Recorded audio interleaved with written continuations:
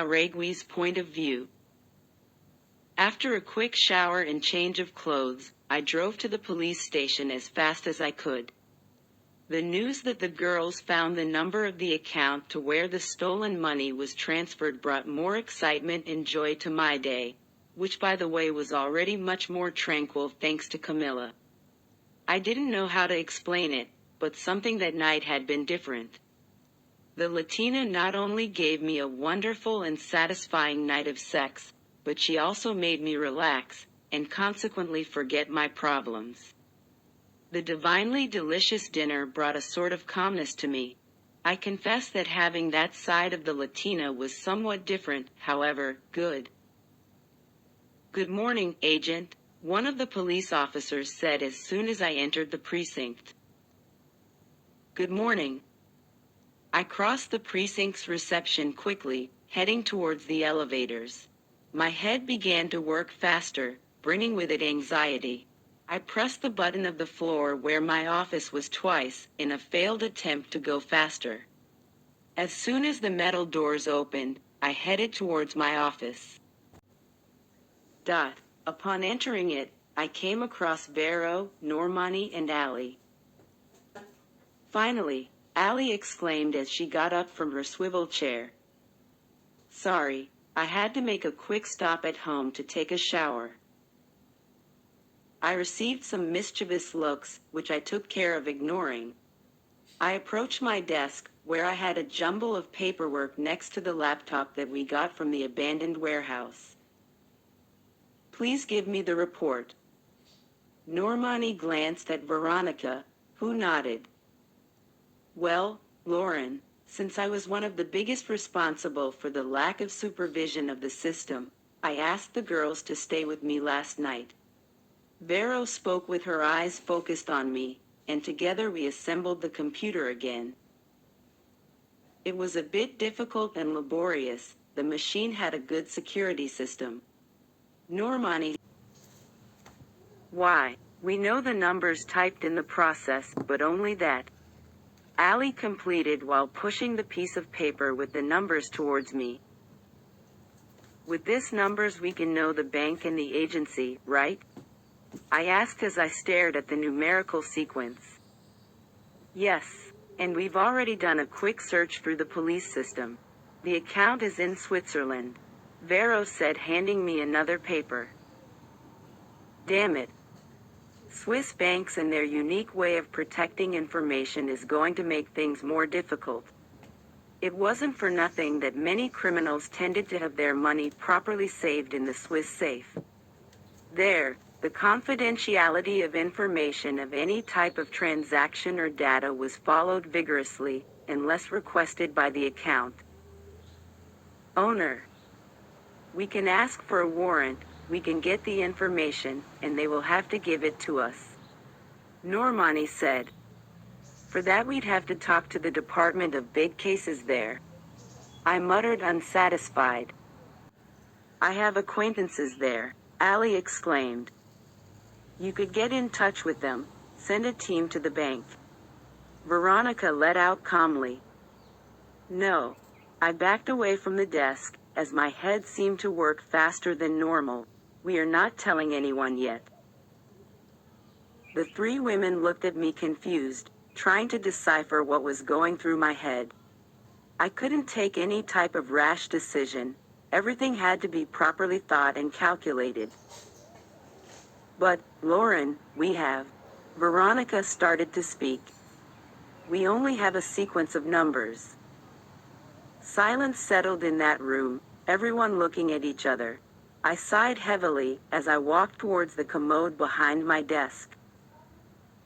"I need to think about what we'll do now," I spoke calmly as I poured a good amount of coffee in the cup with the NYPD coat of arms. "She's right," Normani said. "I'll dismiss you this morning." "It's all I need, my bed must be missing me," Ali exclaimed as she got up. I let out a chuckle, bringing the cup of hot coffee up to my lips. They all got up and went to their desks to get their things so they could leave. "Girls," the three of them looked at me quickly, this information can't leave this place. Only the four of us know about this, and I want to keep it that way for now. As you wish, Agent Jauregui. Normani agreed.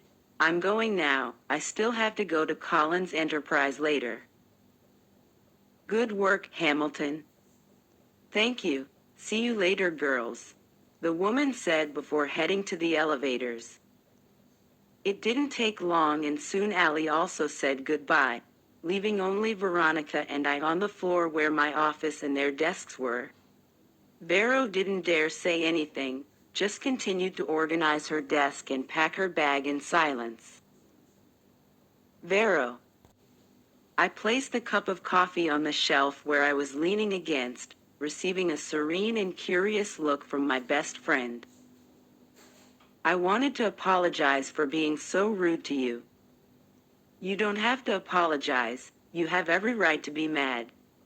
Because of my carelessness, all of this happened, and I know how much this operation is important for your career.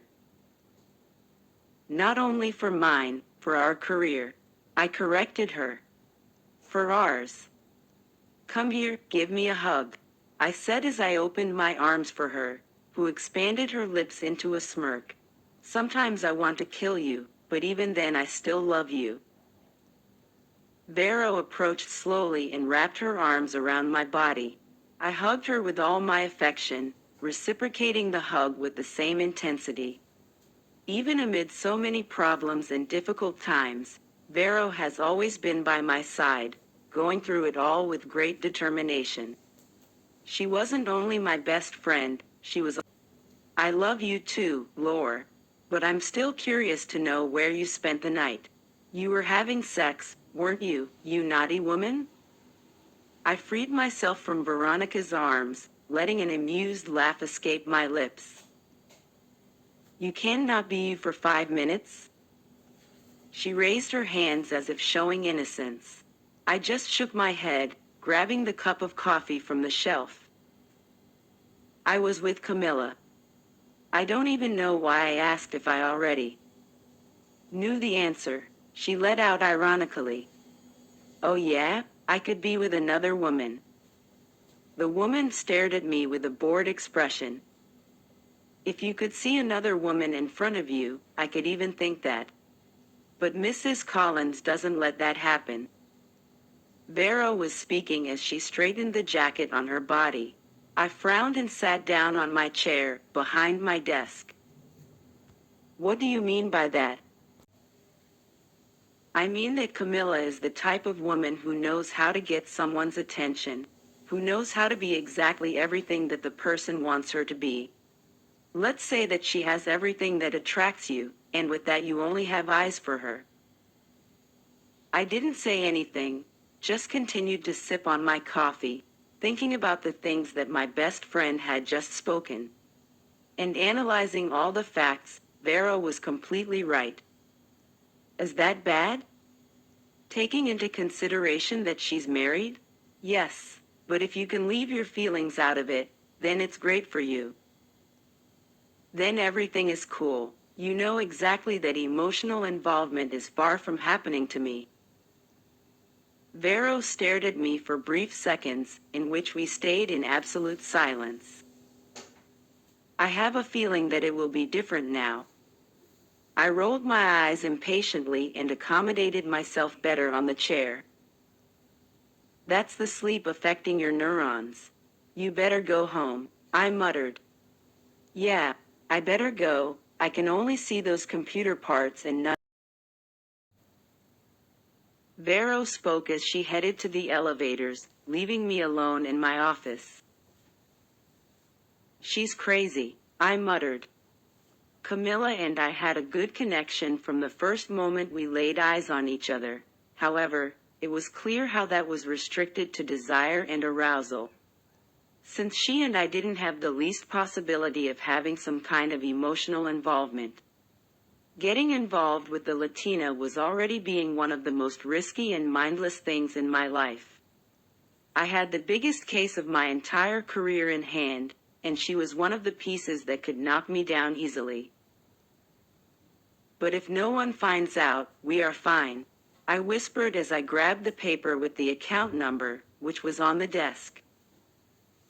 My eyes scanned number by number, and right after the other report with the data of the agency location. Switzerland was the perfect place to hide a large sum of money, since it was much more difficult to get the information about the account owner. But I wouldn't give up so easily. I would discover something, even if for that I'd have to have the trouble of going over there. Let's analyze a little, I whispered to myself. I grabbed the folder with all the documents about that case, reading again some situations that could have high relevance in the investigation process. Everything there needed to be thoroughly analyzed so that no kind of information goes without being seen. I wrote down some data in a notepad on the desk. My thoughts seemed to run at a scary speed with many papers and information contained therein. I don't know for how many hours I stayed there, only surviving on coffee, without receiving calls or people in my office, but at some point I realized that the whole desk was filled with papers, photos, and documents. I was committed to organize that process so that in the end I could find out something.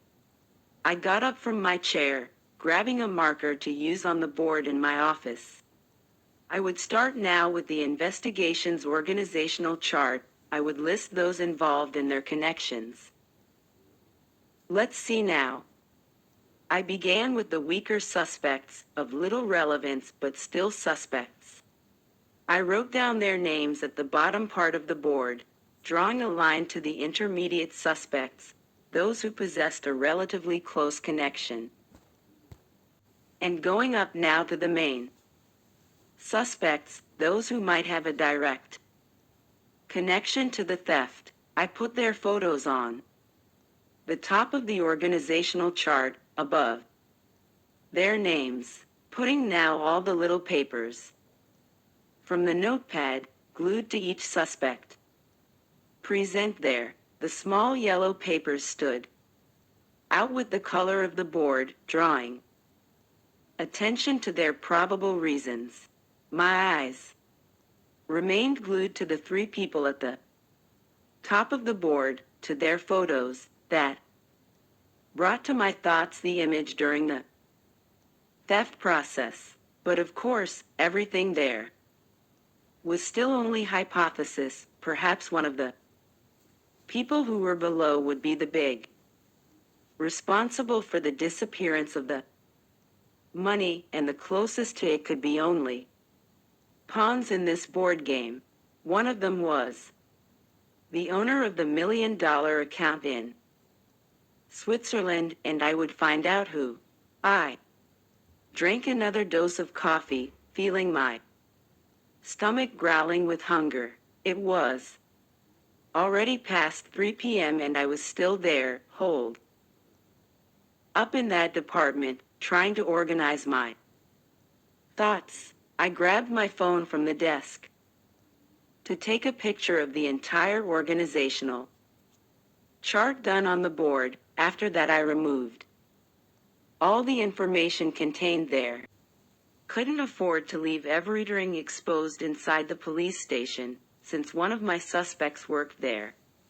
I would assemble another board again, but at home.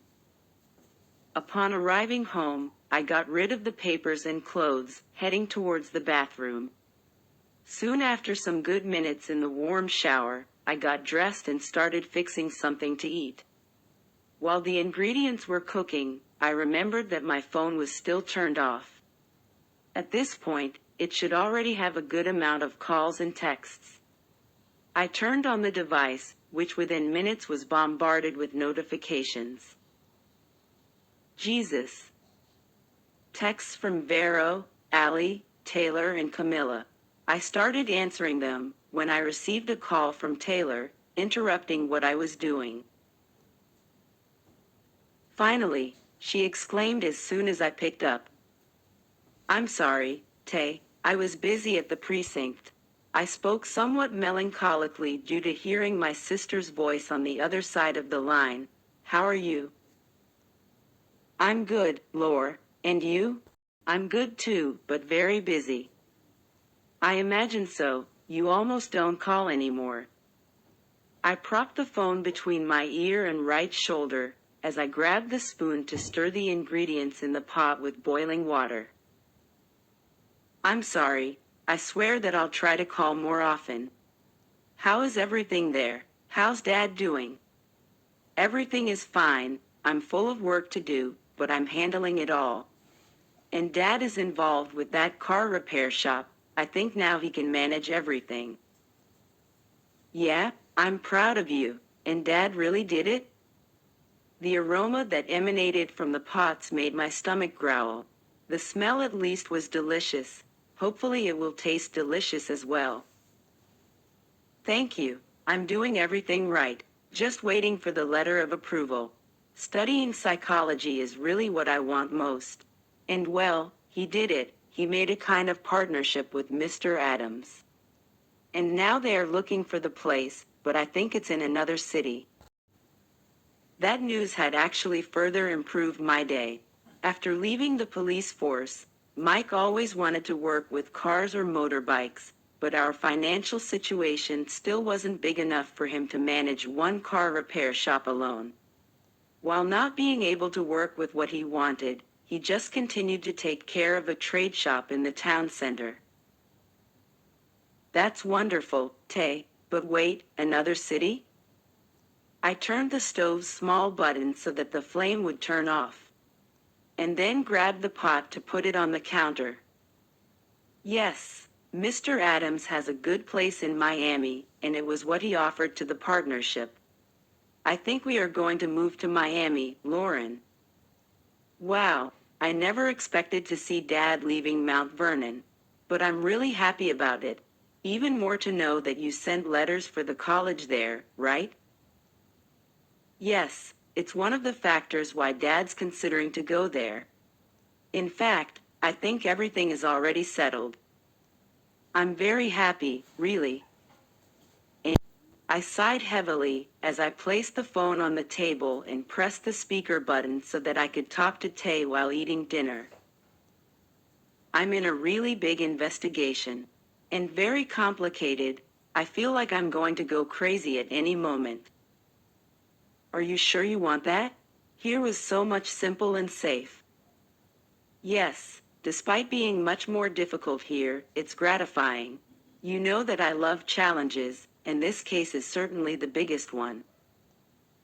You like the challenge and the danger. The younger one murmured on the other side of the line. Exactly. And Vero? She's sleeping now. She stayed up all night. I think she won't wake up anytime soon. I let out amid a low chuckle. I miss you, Lore. I miss you too, and Dad. I promise that I'll visit you soon in some holiday. Promise? I promise. We talked for a few minutes about random things, about plans and all that we could catch up on. I missed my family, the affection when they greeted me at the end of the day, Mike's and Taylor's smile every time I got home. But things couldn't always remain the same. When you wanted to evolve and change your life to an opposite side of comfortable and safe, in which I found myself, everything needed to be different. Changes always have a high price to pay. Don't forget to call me. I won't. When you move to Miami, let me know. I will. Take care, Lore. I love you. I love you too. Tell Dad that I love him. I will. Bye. Bye. I ended the call with Taylor, dropping the phone aside. I walked over to the center table in the living room, grabbing the folder with all the documents, photos, and investigation files. I decided that I would reassemble the organizational chart again, now in the board I had at home. Here I didn't fear that anyone could see, since only Vero and I frequented the apartment. It took me a few minutes, recreating everything that I had done at the precinct, but in the end everything was exactly like the first one, lacking only the last photo and some papers. You're the only one that's not in place. I mumbled as I put the photo on the right corner of the top of the board. Now all the photos are in place. I looked at the organizational chart, now analyzing the connection between each person present there. Everyone, no matter how small the connection, had a direct connection to the person who was robbed. I sighed heavily, now grabbing the little yellow papers with the probable reasons, and suspicious, to put them next to each suspect, when I heard the doorbell ring shrilly. Damn it, I grumbled as I put the papers inside the folder again. Who the fuck is it? The doorbell rang again and I rushed to answer it. When I opened the door, I had the image of the Latina standing in front of me with a smirk on her lips. Hello, Jauregui. What are you doing here, Carla? Wow, rude much? Aren't you going to invite me in? I swallowed hard and flashed her a smile. I stepped back, making room for the brunette to enter my apartment. Camila was wearing dark jeans and a delicate white silk blouse. On her feet there were black high heels with delicate straps. Her hair was tied in a sloppy bun, causing some strands of hair to fall on her face. How did you find out my address? Your record. By hiring you as a private security guard, I have access to all the information about you, she said while walking into my apartment. Very clever, I mumbled as I closed the door. Always. She stopped walking, resting her eyes on me. To what do I owe the honor of your presence, Mrs. Collins? Missed me? She suppressed a smile and shook her head. No, I just came to talk to you. I frowned in confusion, not believing her words. What could Camila want from me besides sex? Are you kidding me? She rolled her eyes impatiently and I didn't say anything. I walked towards the living room couch and motioned for her to sit. Carla seemed to examine every detail of my apartment, very cautiously.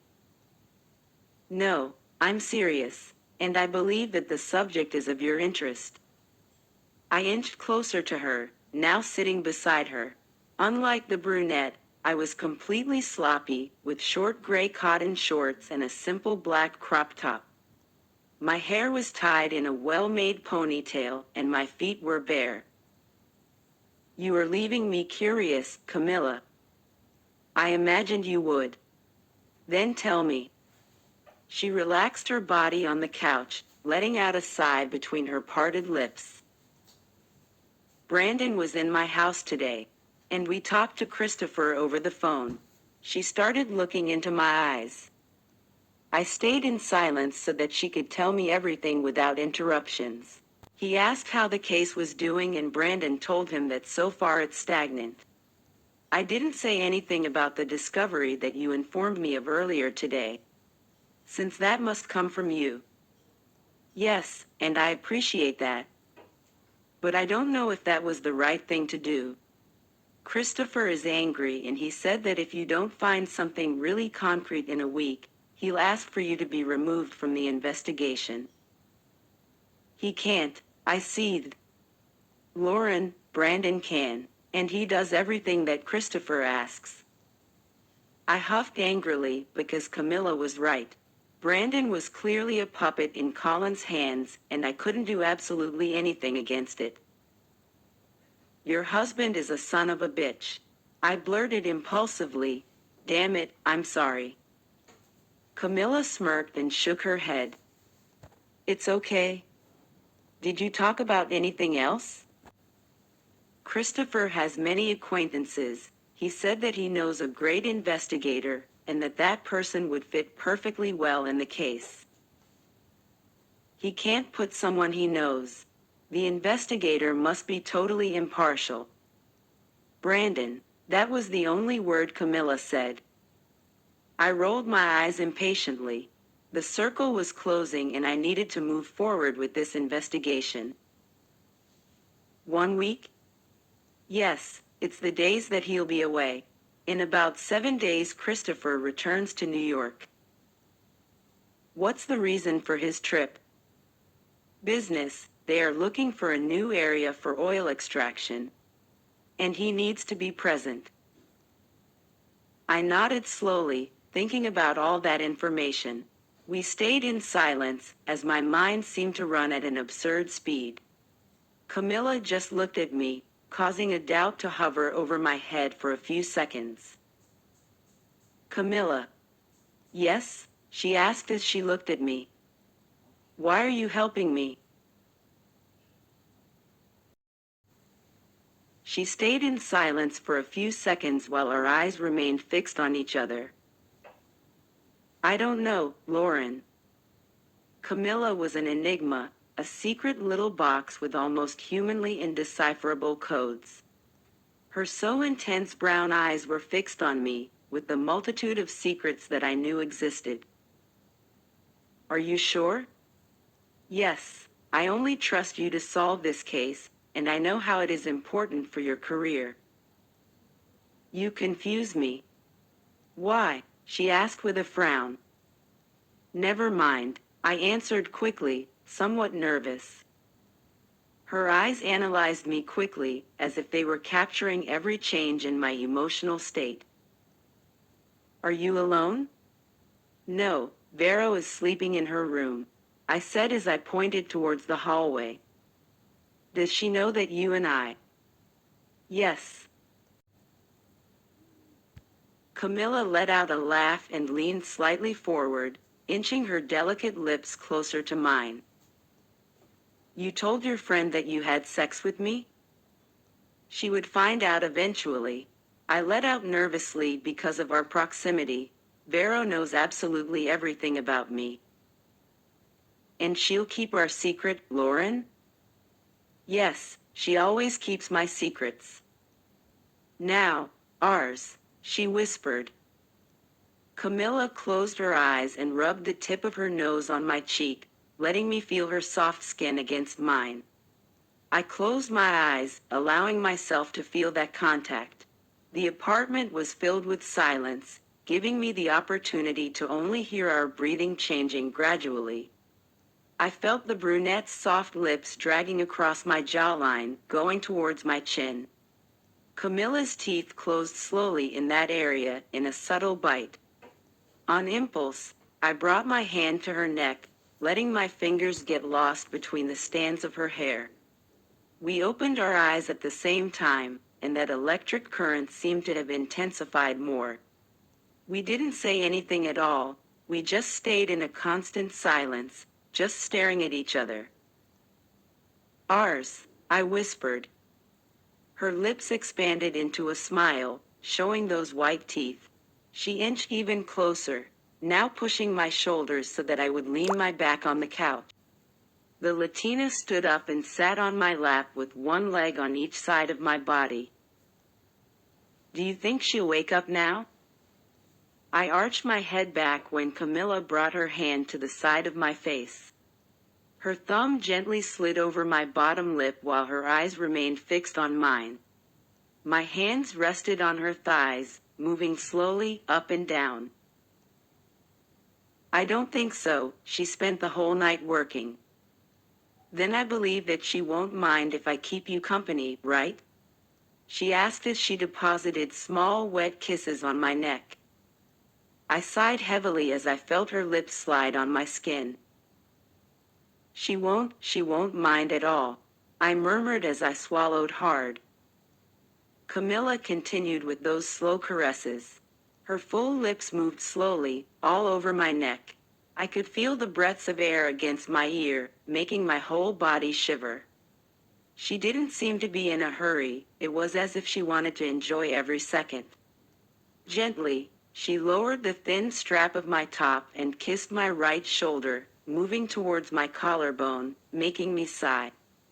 I was already feeling my sex wet with that simple contact. Skillfully, she licked the beginning of neck up to my chin, like a feline. In that instant my hands went up to her waist, squeezing a little hard. Camila sighed in surprise and moved her lips to my ear. If you start squeezing and touching me like that, I won't be able to hold myself. She whispered, and then sucked my earlobe. I wrapped Camila's body with my arms, squeezing her tightly against me. I gathered my strength and got up from the couch with her on my lap, making her wrap her legs around my waist. I walked a few steps forward until pressing the Latina's body against the wall of the living room. She put her feet on the ground and let me kiss her lips with all the desire that consumed me in that moment. My hands were on her neck, pressing her against me. Camila's hands snaked inside my top, letting her nails drag on my skin. I felt the brunette's soft tongue slide over mine, in slow and at the same time intense sucks. I want to know why I can't resist you, Lauren, she muttered as soon as I descended with my kisses to her neck. I licked that area, to then bite real slow, hearing a low moan in response and feeling her nails being dug into my back. You want to go to my bedroom? I asked her, and when she was about to answer, she stopped suddenly. I frowned, trying to understand what had happened. Camila was staring into a corner of the living room, and I just looked in the same direction as her. She looked at me serious and then removed my hands from her body. I closed my eyes and swallowed hard as soon as she walked away from me, going towards the board where I made the criminal organizational chart. Camila stopped before the board, analyzing everything that was there. I didn't approach, I just stood where I was, looking at her. So this means that I'm one of the main suspects of the theft? She asked as she turned towards me. Camila's photo was there, along with the other two people in the first line of the organizational chart. I took a deep breath and took a few steps until stopping in front of her. Yes, you are one of the main suspects. We stared at each other for a while, now with desire and arrogance. And you tell me that with such ease? I smirked at her, lifting my hand to touch the brunette's face. Everyone, absolutely everyone is a suspect, Carla. You are too smart, you can't be left out. She nodded and backed away, turning towards the board. Camila stared at it again and soon turned towards me, leaning her body on the commode that was there. And even thinking that, you still have the courage to get involved with me? Even thinking that I might have stolen? I can't control it. I could be fucking the damn woman who's messing up my head with this investigation, or not. Son of a bitch, she cussed. It's part, and you like it. You're no good, Jauregui. Much less you. That you don't know, I'm just one of your suspects, right? Even if you haven't stolen. You're no good, I let out with a sarcastic smile, receiving another from her. Camila grabbed the hem of my top and pulled me closer. I felt her lips collide against mine, soon asking for passage for her tongue, which entered my mouth with a wonderful skill. We kissed with hunger, desire and a hint of anger. Our bodies seemed to have a unique fit, almost perfect. I give you information and you put me as a suspect. If you didn't fuck so well, I'd send you to somewhere far away.